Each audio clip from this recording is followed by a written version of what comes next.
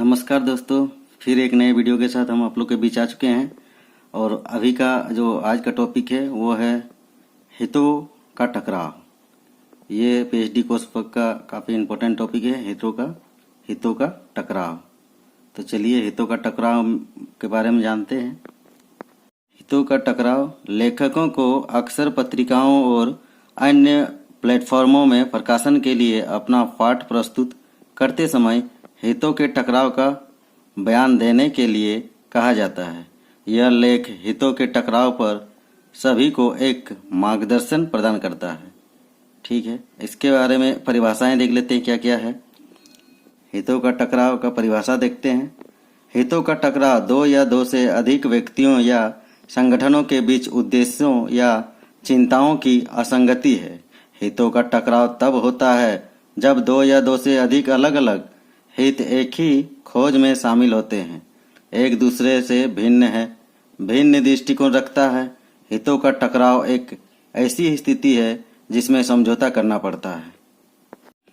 यह सोचना बचकाना है कि संघर्ष किसी व्यक्ति के निर्वासन के कारण होता है, बल्कि यह स्थिति के भीतर होता है। इसलिए स्वाभाविक रूप से हितों का टकराव कोई गंभीर बात नहीं है। अनुसंधान में हितों का टकराव। एक शोध कार्य में अनुसंधान में हितों का टकराव किस प्रकार अपना भूमिका निभाती है उसके बारे में देखते हैं। अनुसंधान में हितों का टकराव तब होता है जब किसी व्यक्ति, लेखक, अन्वेषक, संपादक, समीक्षक की कोई विशिष्ट रुचि होती है जो उसकी निष्पक्षता को प्रभावित कर सकती है या उसके कार्यों को दुर्भावनापूर्ण रूप से प्रभावित कर सकती है। संभावित संघर्ष के अस्तित्व के कारण शोध की अखंडता प्रभावित हो सकती है। हितों का टकराव कितने प्रकार के हैं? 4 प्रकार के। हितों का टकराव 4 प्रकार के हैं। ये देखिए डायग्राम के माध्यम से आप लोग देख सकते हैं। एक है व्यक्तिगत हित का टकराव, दूसरा है संविदात्मक हितों का टकराव, फिर तीसरा है पेशेवर हितों का टकराव और चौथा है व्यावसायिक हितों का टकराव। ये डायग्राम को आप लोग स्क्रीनशॉट ले सकते हैं क्योंकि काफ़ी इम्पोर्टेंट है। अब देखते हैं प्रकाशन कदाचार। प्रकाशन में किस प्रकार की कदाचार होती है इसके बारे में आप लोग इसमें देख सकते हैं।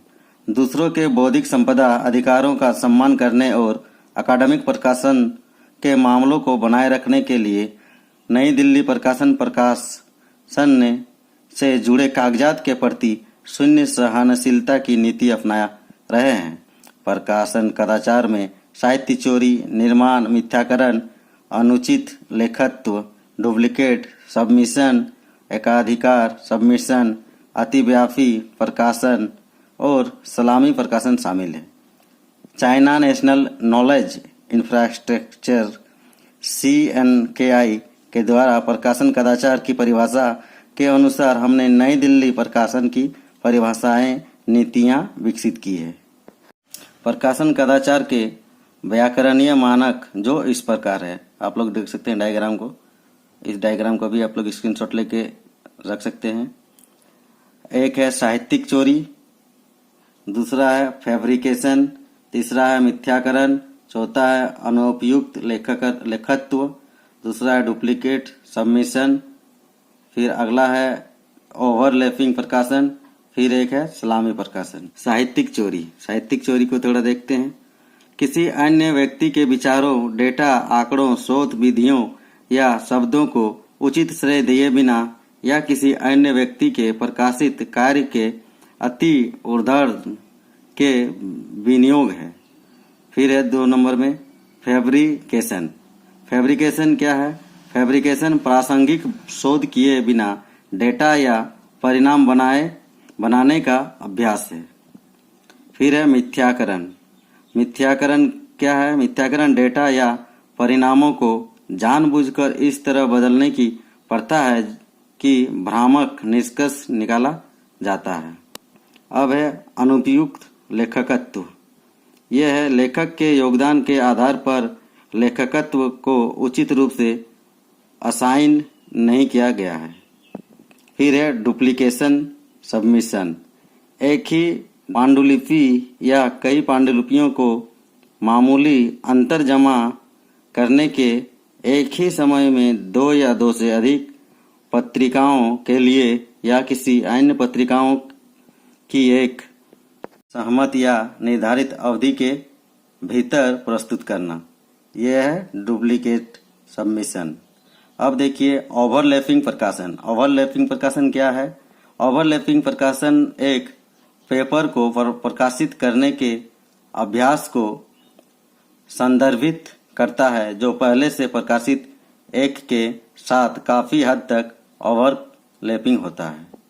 फिर है सलामी प्रकाशन। सलामी प्रकाशन के बारे में देखते हैं।